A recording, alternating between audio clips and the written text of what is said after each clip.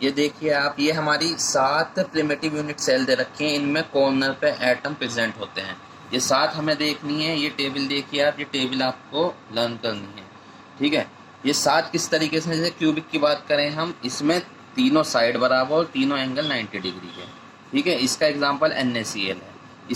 और इसमें जो है, इसके बाद आप देखिए ये ट्राइक्लिनिक, इसमें कोई सी भी साइड इक्वल नहीं और कोई सा भी एंगल 90 नहीं, तो ये दोनों तो क्लियर हो गई आपके। इसके बाद हेक्सागोनल देख लीजिए। हेक्सागोनल में 2 साइड बराबर, तीसरी साइड थोड़ी लंबी होती है, और आपको पता ही है अल्फा बीटा 90 और ये 120 होता है हेक्सागोनल में, ठीक है। और इसका एग्जाम्पल ग्रेफाइट है, ठीक।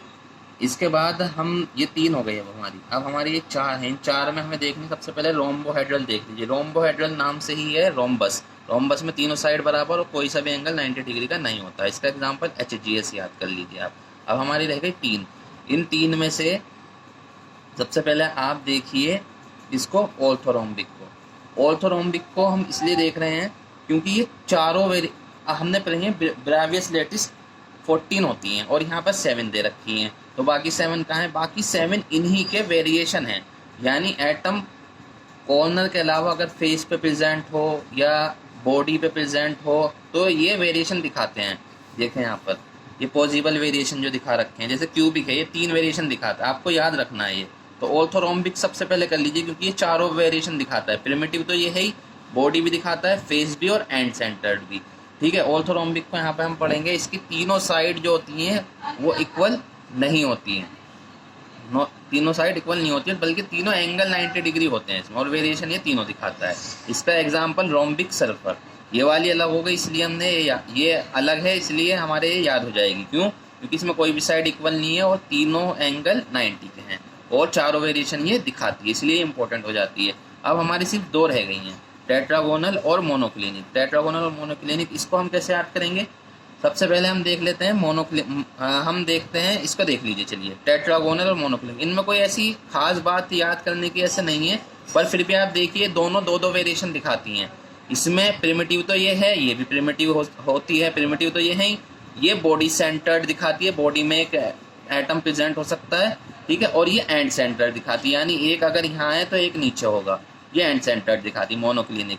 टेट्रागोनल जो है हमारी प्रिमिटिव और बॉडी सेंटर दिखाती है। इसमें एंगल तीनों 90 डिग्री, 2 साइड बराबर और तीसरी साइड बराबर नहीं है। इसका एग्जांपल TiO2, ठीक है। मोनोक्लिनिक की बात करें तो एंगल जो है हमारे वो 90 डिग्री के हैं, 2, एक एंगल तीसरा वाला 120 का नहीं होगा, ठीक है। इसका एग्जाम्पल जो है वो है हमारा मोनोक्लिनिक सल्फर, ठीक है। ये अब हमारा कंप्लीट हो गया। अब हम नेक्स्ट चलते हैं, number of atom in unit cell. Number of atom unit cell में कितने होते हैं? जैसे प्रिमिटिव की बात करें हम, प्रिमिटिव में कॉर्नर पे सिर्फ एटम होते हैं, हमें पता है, ठीक है। और क्यूब के अंदर यूनिट सेल जो है क्यूबिक, उसके अंदर कितने कॉर्नर होते हैं? 8, ठीक है। पर एक कॉर्नर पर, क्योंकि ये यूनिट सेल यहाँ देखें, ये जैसे कॉर्नर है, ठीक, सेंटर नजर आ रहा है वैसे तो हमें, पर ये यूनिट सेल 8 यूनिट सेल बनी हुई, इसमें 1 2 3 4 और ऐसे ही 4 नीचे। तो एक कॉर्नर पे जो एटम आ रहा है वो 8 यूनिट सेल में डिवाइडेड हो रहा है, तो एक के हिस्से में 1/8 भाग आ रहा है, 1/8 पार्ट, ठीक है। तो 8 कोने हैं और 1/8 पार्ट है, तो 8 × 1/8, 8 से 8 कैंसिल हो गया 1। तो प्रिमिटिव में 1 एटम होता है। इसके बाद बॉडी सेंटर्ड की बात करें तो एक तो कॉर्नर पे से हो गया हमारा सारे मिला के, और एक बॉडी में बीच में रखा हुआ है, तो टोटल नंबर ऑफ एटम कितने हो गए? 2 हो गए। इसके बाद फेस सेंटर्ड की बात करें तो एक तो कॉर्नर पे से आ गया, ठीक, बाकी 6 फेस होते हैं, हर फेस पे 1/2 यानी आधा एटम लगा हुआ है, तो टोटल कितने हो गए? 3 और 1 4 एटम हो गए हमारे। इसके बाद नेक्स्ट हमें पढ़ना है, नेक्स्ट टॉपिक है हमारा closed pack structure. Closed pack structure में हमें क्या पढ़ना है? सबसे पहले 1 डायमेंशनल में कैसे अरेंज होते हैं एटम। तो 1 डायमेंशन में तो एक ही डायरेक्शन में चलेंगे, एक के बराबर में एक, ठीक है। तो अगर हम कोई भी एटम ले लें और उसके बराबर में हम इसका कोऑर्डिनेशन नंबर देखते हैं, कोऑर्डिनेशन नंबर यानी इसके बराबर में कितने एटम अटैच है, तो 2 आएंगे इसमें, ठीक है। इसके बाद 2D में अगर हम देखें 2 डायमेंशनल में, तो एक लेयर ऐसे है, दूसरी लेयर भी सेम हमने नीचे को लगाते चले गए, इसको बोलते हैं AAA टाइप, ठीक है। और इसका दूसरा तरीका ये हो सकता था कि हम बिल्कुल इसके अलाइन ना करें और जहाँ ये थोड़ा सा गैप आया वहाँ पे दूसरी लेयर शुरू करें, इसको बोलते हैं AB टाइप। ये जो गैप आ रहा है इसको बोलते हैं वॉइड्स, ये हमारे वॉइड्स बन रहे हैं।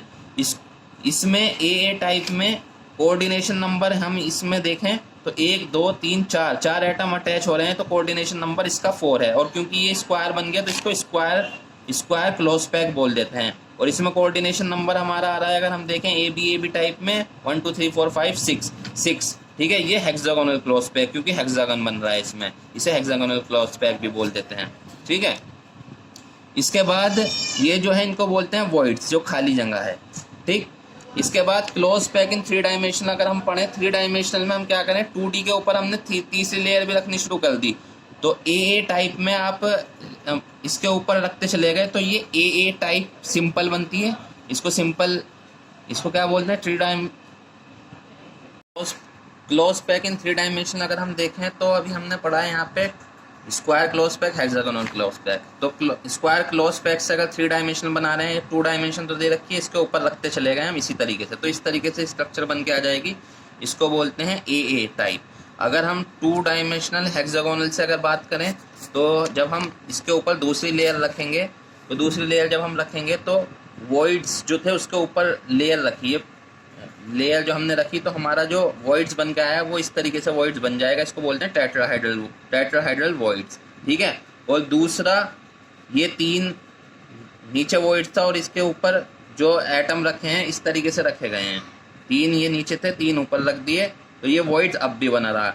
6 एटम के बीच में वॉइड जो बन रहा है उसको बोलते हैं ऑक्टाहेड्रल वॉइड्स। आपको इसमें याद रखना है कि नंबर ऑफ वॉइड्स जो होते हैं वो octahedral voids number of atom के बराबर होते हैं और tetrahedral voids number of atom से डबल होते हैं। इसके बाद तीसरी लेयर, यहाँ पे तो हमने पहली लेयर जो थी नीचे उसके ऊपर दूसरी लेयर रखी थी, ये जो लाइट डॉटेड सर्कल हैं नीचे जो है वो हमारे जो डार्क सर्कल हैं वो 2D लेयर थी, इसके ऊपर तीसरी लेयर रखी थी, हम दूसरी लेयर रखी थी हमने ऊपर, यहाँ पे हम तीसरी लेयर रख रहे हैं। तीसरी लेयर रखने के हमारे 2 तरीके हो सकते हैं, एक तो ए बी, फिर दोबारा से ए रख दी, ए बी टाइप, इसको हेक्सागोनल बोलते हैं 3D, ठीक। या ऐसा हो सकता है पहली थी दूसरी तीसरी रखी, तीसरी अलग रखी, फिर चौथी सेम रख दी उसके ऊपर, इसको बोलते हैं क्यूबिक। ये दिखा रखा है इन्होंने, ये क्यूबिक होती है हमारी।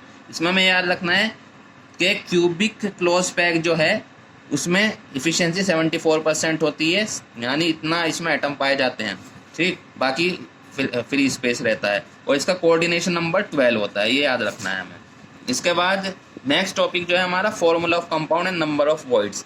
तो ये क्या है, इसमें हमें फॉर्मूला बनाना सीखना है, वॉइड मतलब जो क्लोज पैक है वो किस तरीके से बनाते हैं। तो ये हमारा क्लियर होगा इस 2 क्वेश्चन से। इससे पहले इन्होंने यहाँ पे बताया कि आयनिक सॉलिड के अंदर क्लोज पैक जो बनाता है वो बनाता है एनायन, ठीक है। और उसके ऊपर जो पोजीशन लेता है वो लेता है हमारा कैटायन, ठीक है। जो वॉइड्स को फिल करता है वो करता है कैटायन।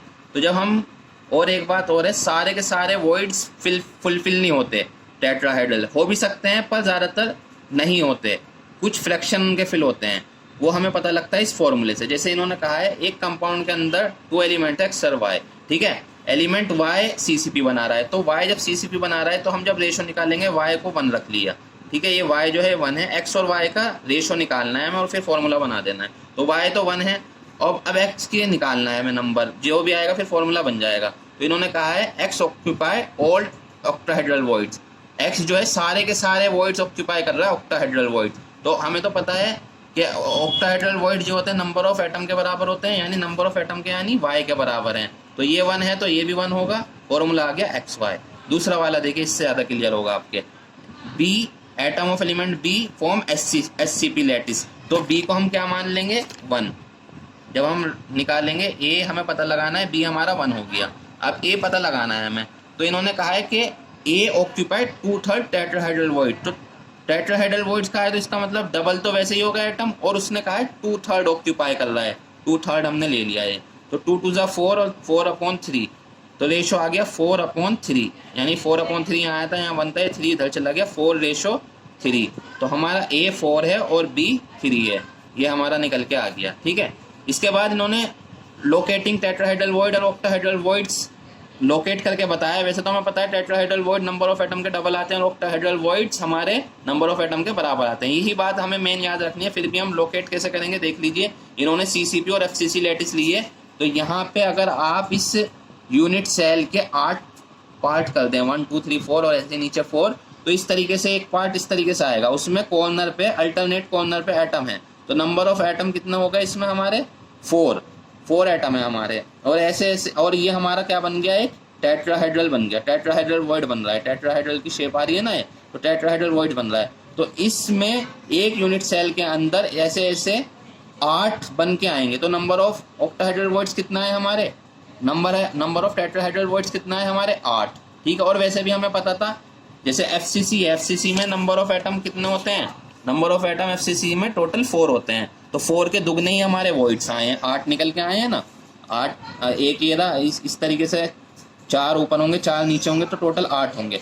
ऑक्टाहेड्रल की बात करें तो ऑक्टाहेड्रल में फिर दोबारा इन्होंने एफसीसी ली है, एफसीसी में नंबर ऑफ एटम कितने होते हैं 4, तो नंबर ऑफ ऑक्टाहेड्रल वॉइड्स कितना आने चाहिए 4 आने चाहिए। आएंगे कैसे देखिए, एक तो सेंटर में प्रेजेंट होता है इसमें, ठीक है, एक तो सेंटर में हो गया, दूसरा जो है हमारा यूनिट सेल की एज पे रहता है, एज पे हमारा वॉइड्स बनता है, ठीक है। ऑक्टाहेड्रल बन रहा है ये, ऑक्टाहेड्रल वॉइड्स बन, ऑक्टाहेड्रल शेप आ रही है, ऑक्टाहेड्रल वॉइड्स बन रहा है ये, ठीक है।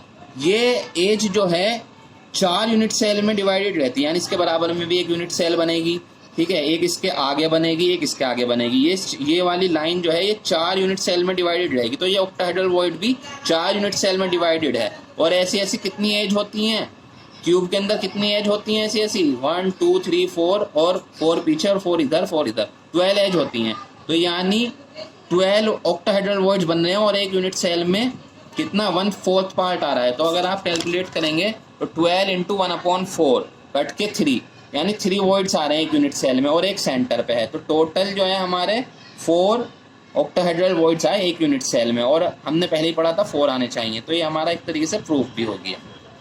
बाकी हम करेंगे पैकिंग एफिशिएंसी नेक्स्ट पार्ट में।